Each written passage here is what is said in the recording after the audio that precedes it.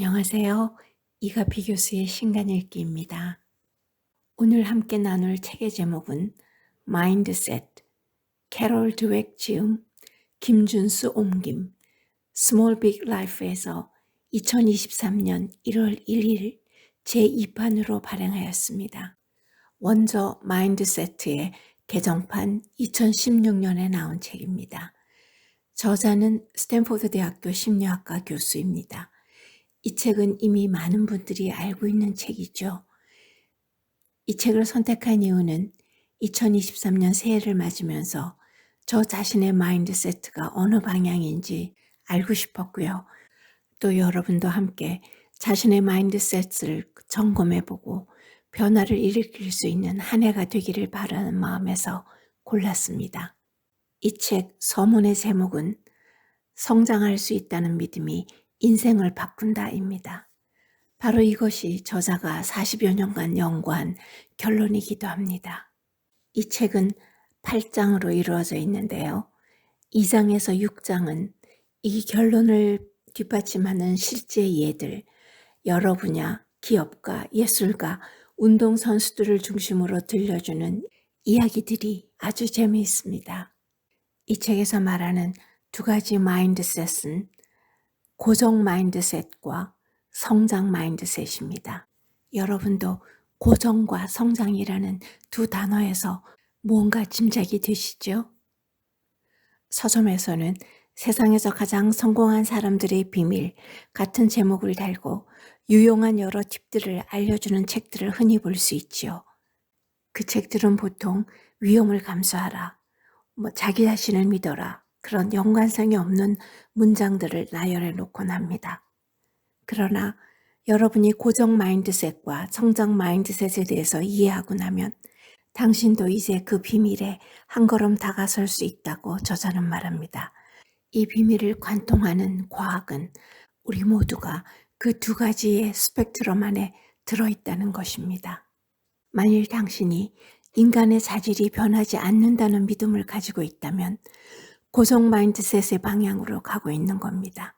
학교 다닐 때 시험 준비 과정보다 시험 결과가 더 중요하다고 생각했다면 우리의 교육이 절대 다수를 이렇게 몰아간 부분도 있지요. 그리고 사회에 나와서도 스스로를 계속 증명해 보이려고 하고 자신의 능력에 대해 정확한 정보를 오히려 회피하고 진정한 자신감보다는 자존심을 더 내세울 때 고정 마인드셋이 더 강한 겁니다.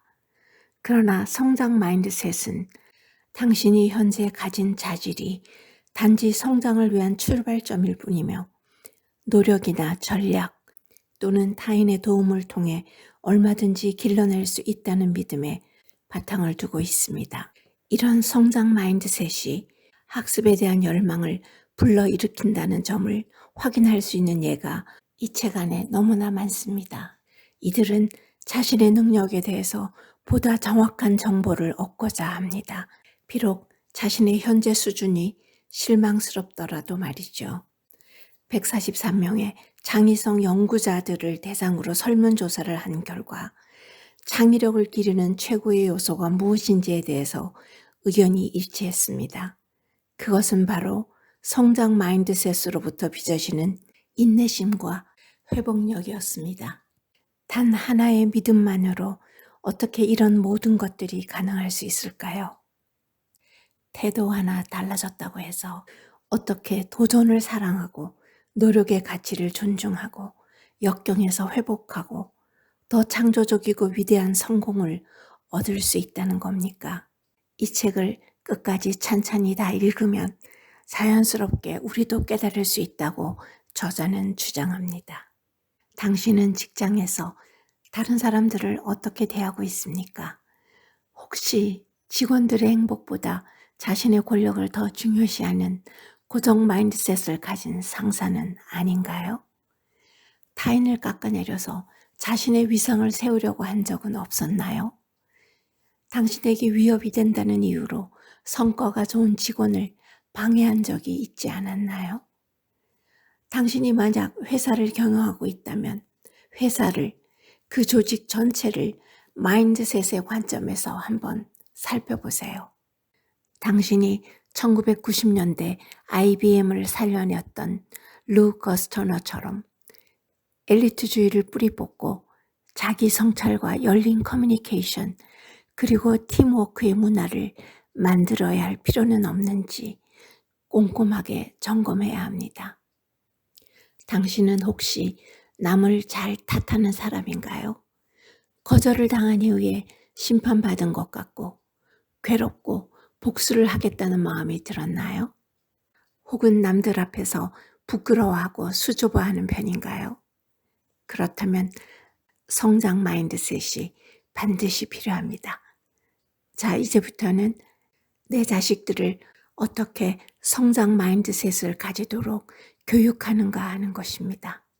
1990년대, 2000년대까지 아이들은 너무나 칭찬에 익숙해져 있었습니다. 넌 참 똑똑해. 넌 참 재능이 있어. 너는 타고난 운동선수야. 우리 아들 천재구나. 이런 칭찬들은 아이의 지능이나 재능을 자꾸 들먹이는 칭찬입니다. 아이들의 재능을 칭찬하면 동기와 성과를 망치는 결과가 나온다는 것이 우리 연구의 명확한 결론입니다. 물론 아이들은 칭찬을 좋아합니다. 그리고 필요합니다. 그러면 어떻게 칭찬해야 할까요? 성장의 기반을 둔 과정, 즉 노력, 인내, 훌륭한 전략을 통해서 성취한 결과에 대해서 우리가 원하는 만큼 얼마든지 칭찬해도 좋습니다. 그리고 또 하나, 칭찬할 때 속도와 완벽함을 칭찬하면 안 됩니다. 왜냐하면 속도와 완벽은 어려운 것을 배워야 할 때 적이 되기 때문입니다. 아이들은 부모님이 내가 빠르고 완벽할 때 똑똑하다고 칭찬해 주니 어려운 건 아예 도전하지 않는 편이 낫겠어 라고 생각하게 된다는 것이죠. 예를 들어 아이들이 수학 문제를 빠르고 완벽하게 풀었을 때는 뭐라고 해줘야 할까요? 칭찬하지 마세요. 이런 문제가 너무 쉬웠나 봐. 이런 쉬운 문제를 풀게 해서 미안하구나. 네가 정말 무언가 배울 수 있는 문제를 풀어보자 라고 얘기해 줍시다. 시험이나 공연을 앞둔 아이의 긴장은 어떻게 풀어주나요?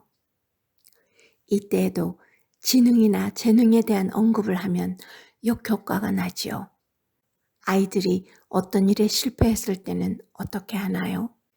성장 마인드셋을 이해한 아빠는 그 아이의 기분을 제일 먼저 공감해 준 다음 거짓 응원의 메시지를 전하지 않고 실패로부터 배우는 법과 앞으로 성공하기 위해서 해야 할 일을 가르쳐 줄 것입니다. 부모가 자식에게 하는 모든 말과 행동은 자식에게는 일종의 메시지입니다.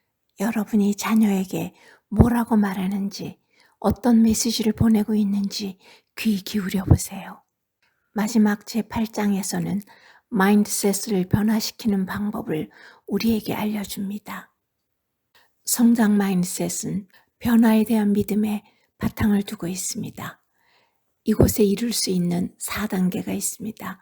첫 번째 단계는 인정입니다. 즉, 당신의 고정 마인드셋을 받아들이는 겁니다.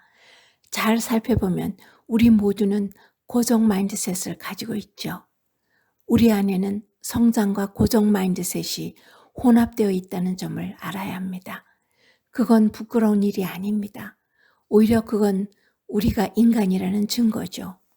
하지만 고정 마인드셋이 우리 안에 있다는 걸 인정하자는 것이지 그것이 자주 모습을 드러내서 대혼란을 일으키는 걸 용인하자는 뜻은 아닙니다. 두 번째 단계는 무엇이 당신의 고정 마인드셋을 자극하는지 알아내는 것입니다. 압박을 받을 때인가요? 혹은 불안하거나 슬플 때인가요? 그 다음 세 번째 단계는 이제 당신의 고정 마인드셋 페르소나에게 이름을 붙여주세요. 이름을 붙여서 부르는 겁니다. 나는 그런 페르소나가 없다고 주장할 사람은 아마도 없을 겁니다. 잠시 시간을 갖고 당신의 고정 마인드셋 페르소나를 주의 깊게 살펴보세요. 책이나 영화에 나온 주인공의 이름이나 당신 이름 중에 일부를 붙일 건가요? 당신이 싫어하는 사람의 이름을 붙여서 당신이 그런 사람이 되고 싶지 않다는 암시를 줄 수도 있을 겁니다. 이제 마지막 네 번째 단계, 교육과 동행입니다. 당신은 당신의 고정 마인드의 페르소나에 대해서 속속들이 알게 됐습니다. 그러니 새로운 성장 마인드셋 방식으로 교육시켜서 당신을 지원할 수 있게 해주세요. 도전을 받아들이고 감내하며 실패로부터 회복하고 다른 사람들이 성장하도록 돕는 일에 참여하게 하세요. 그 페르소나의 관점을 이해하되 다른 사고방식으로 천천히 유도하고 성장 마인드셋을 향한 당신의 여정을 함께하는 겁니다. 이 책은 따로 에필로그가 없지만 마지막 부분이 우리에게 주는 에필로그라고 생각됩니다. 우리 앞에 놓인 변화란 어려운 것일 수 있습니다. 하지만 변화를 이룬 사람은 자신의 삶이 얼마나 더 좋아졌는지 얘기해 줄 수 있을 겁니다. 예전에는 갖지 못했지만 지금은 갖추게 된 것, 전과는 다른 기분에 대해 당신에게 얘기해 줄 수 있지요. 그럼 성장 마인드셋을 향한 변화가 제가 가진 모든 문제를 해결해 줬냐고요? 그건 아닙니다. 하지만 저는 그 덕분에 이전과는 사뭇 다른 삶, 더 풍성한 인생을 살 수 있게 됐다는 걸 압니다. 그리고 더 생동감을 느끼고 용기를 얻게 됐으며 더 열린 자세를 갖추게 됐죠. 지금 당신이 변화해야 할지 결정할 수 있는 사람은 당신뿐입니다. 저는 이 책을 읽으면서 제가 학창 시절은 물론 중년이 지날 때까지도 고정 마인드셋을 가지고 있었음을 알게 됐고요. 그리고 은퇴를 앞두고 몇 년간 고민하면서 그래서 지금은 성장 마인드셋의 방향으로 가고 있음이 참 감사했습니다. 새해를 맞아 누구나 읽어보신다면 참 좋겠습니다. 새해 복 많이 받으세요.